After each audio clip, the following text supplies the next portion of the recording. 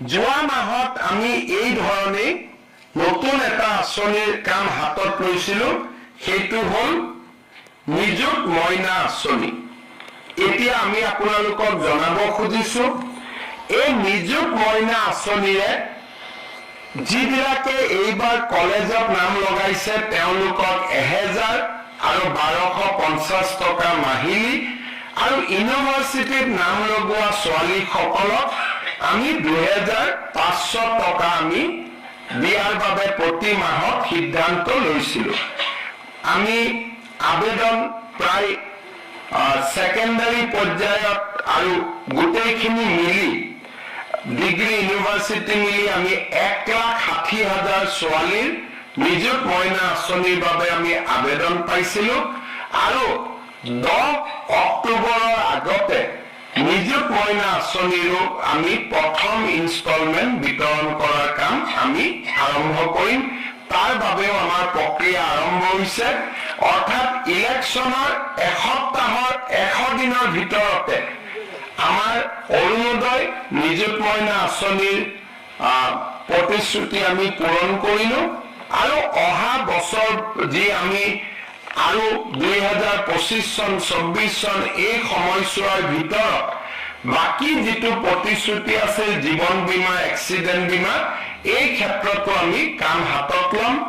আজি অত্যন্ত আনন্দিত যে আজিৰ পৰা আমি অৰুণোদয় 3 বা যাক আমি চমুকৈ অৰুণোদয় 3.0 বুলি কম, এই আঁচনিখন অসমৰ ৰাইজৰ বাবে সমৰ্পণ কৰাৰ এটা বিৰল সৌভাগ্য আমি সকলোৱে লাভ কৰিছোঁ। 2020-21 চনত অসমৰ বিত্তমন্ত্ৰী ৰূপে কাৰ্যনিৰ্বাহ কৰি থকাৰ সময়ত ৰাজ্যৰ বাজেটত অষ্টাদশ মুকুতাৰ উন্নয়নী মালা হিচাপে প্ৰতি বছৰে আমি 18টা আঁচনি ৰূপায়ণ কৰাৰ বাবে সিদ্ধান্ত গ্ৰহণ কৰিছিলোঁ, আৰু সেই সময়তে এই 18খন আঁচনিৰ এক অন্যতম অংগ হিচাপে আমি অৰুণোদয় আঁচনিখনৰ বিষয়েও ঘোষণা কৰিছিলোঁ। আত্মনিৰ্ভৰশীলতা, আত্মবিশ্বাস আৰু সুদৃঢ় লক্ষ্যৰে অসমক পুনৰ উত্থানৰ পথেৰে আগবঢ়াই নিয়াৰ কথা সৰুগত কৰিয়ে আমি অৰুণোদয় আঁচনিখন ৰচনা কৰিছিলোঁ। অৰুণোদয় আঁচনিখন অষ্টাদশ মুকুতাৰ উন্নয়নীমালাৰ সবাতোকৈ আকৰ্ষণীয় মুকুতা হ'ব। পবিত্ৰ সদনৰ মজিয়াত ঘোষণা কৰা সকলো আঁচনিৰ ভিতৰত এই আঁচনিখনেই হ'ব সবাতোকৈ শক্তিশালী আঁচনি। এই ধৰণে 2020-21 চনত মই অৰুণোদয় আঁচনিখনৰ কথা বৰ্ণনা কৰিছিলোঁ।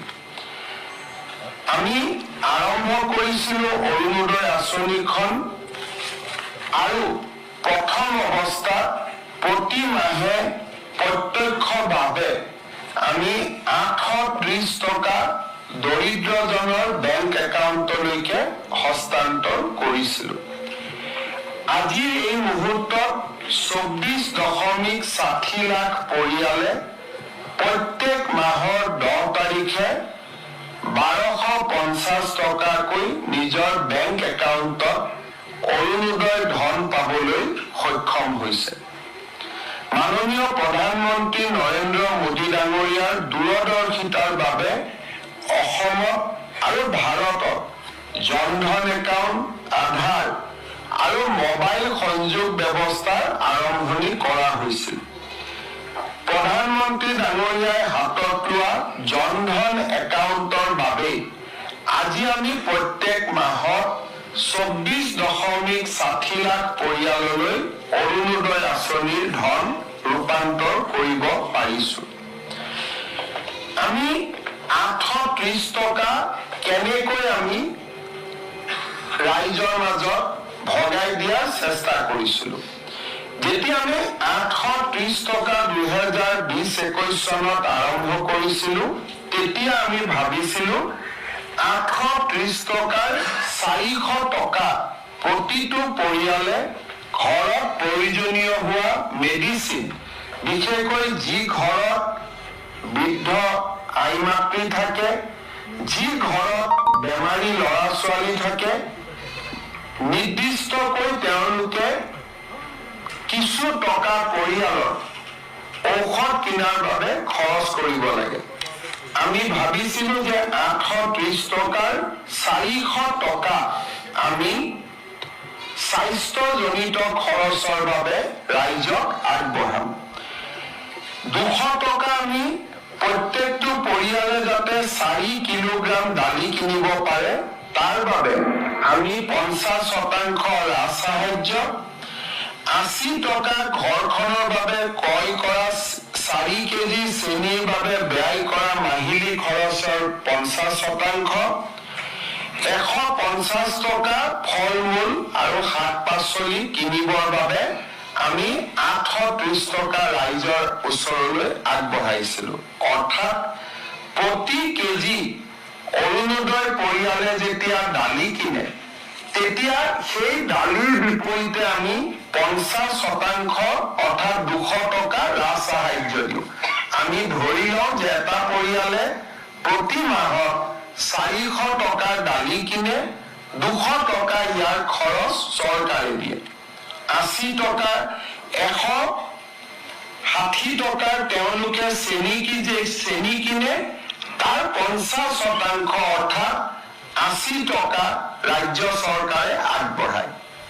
830 টকাৰ অৰুণোদয় দালিৰ খৰচ, চাউলৰ খৰচ, ঔষধৰ খৰচ আৰু 150 টকাৰ বাবে ফল মূল আদিৰ খৰচ জড়িত হৈ থাকে।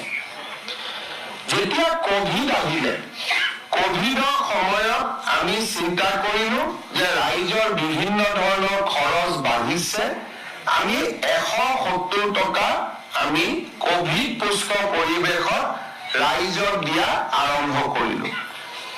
কভিডৰ পিছতো এই 170 টকা আমি প্ৰত্যাহাৰ কৰা নাই। এতিয়ালৈকে এই 170 টকা নিৰন্তৰভাৱে ৰাইজে পাই আছে। 2022 চনত ৰাইজৰ মাজত এটা অভিযোগ আহিলে যে বিদ্যুতৰ খৰচ বাঢ়িছে। তেতিয়া আমি হিচাপ কৰিলো যে এটা পৰিয়ালে বিদ্যুতৰ বাবদ দৰিদ্ৰ পৰিয়ালে কিমান খৰচ কৰে। আমি পালো যে তেওঁলোকে 500 টকা ইলেক্ট্ৰিচিটিৰ কাৰণে খৰচ কৰে, বিদ্যুতৰ মাচুল দিয়াত খৰচ কৰে দৰিদ্ৰ পৰিয়ালে। তেতিয়া আমি ইলেক্ট্ৰিচিটি বৰ্ডক যদি 250 টকা ডাইৰেক্টলি দি দিলোহেঁতেন তেতিয়া ইলেক্ট্ৰিচিটি বৰ্ডে ৰাজ সাহায্য দিব পাৰিলেহেঁতেন। কিন্তু আমি চিন্তা কৰিলো যে প্ৰতিটো পৰিয়ালৰ 500 টকাৰ প্ৰয়োজন নহয়, কোনোবা 200, কোনোবা 300, কোনোবা 400 টকা। গতিকে ৰাইজে যাতে প্ৰতি মাহে ইলেক্ট্ৰিচিটিৰ যি খৰচ দিয়ে সেই খৰচত আমি 250 টকা চৰকাৰৰ পৰা আমি দিয়াৰ আমি ব্যৱস্থা কৰিব পাৰো। তেনেকে 830 টকাৰ অৰুণোদয় প্ৰথমে 1000 টকা হ'ল, দ্বিতীয়তে 1250 টকালৈ ই বৃদ্ধি পালে। এতিয়া প্ৰশ্ন হ'ল যে অৰুণোদয় 3 কি? লোকসভা নিৰ্বাচনৰ সময়ত আমি ৰাইজক ঘৰে ঘৰে একোখনকৈ সমীক্ষা পত্ৰ দিছিলো যে কোনে কোনে অৰুণোদয় আঁচনি পোৱা নাই, কাক কাক নিযুত মইনা আঁচনি লাগিব আৰু কাৰ ঘৰত পৰিয়ালৰ মূল ব্যক্তিজনক জীৱন বীমা কৰি দিয়াৰ প্ৰয়োজনীয়তা আছে। এই 3খন আঁচনিৰ ফৰ্ম প্ৰপত্ৰ যেতিয়া আমি ৰাইজক দিছিলো তেতিয়া বহুতে ইয়াক লৈ হুলস্থুলো কৰিছিলে, বাতৰি কাকত মিডিয়াত বিৰোধী পক্ষই সমালোচনা কৰিছিলে। কিন্তু আমাৰ মনত এটা ধাৰণা আছিল যে যদি আমি গম নাপাওঁ যে কিমান মানুহে কোন আঁচনি এতিয়াও পোৱা নাই, আমি কেনেকে আঁচনি প্ৰস্তুত কৰিম? সমীক্ষা চৰকাৰে কৰা সমীক্ষাত সকলোৱে কৰবাত নহয় কৰবাত ভুল দেখা পায়। যদি ঘৰে ঘৰে গৈ আমি এটা নিৰ্বাচনত ৰাজনীতি হিচাপে নাৰাখি নিৰ্বাচনক যদি আমি সমাজ সেৱালৈ ৰূপান্তৰ কৰো তেতিয়াহ'লে আমি সমাজক আগবঢ়াই লৈ যোৱাৰ সুযোগ পাম।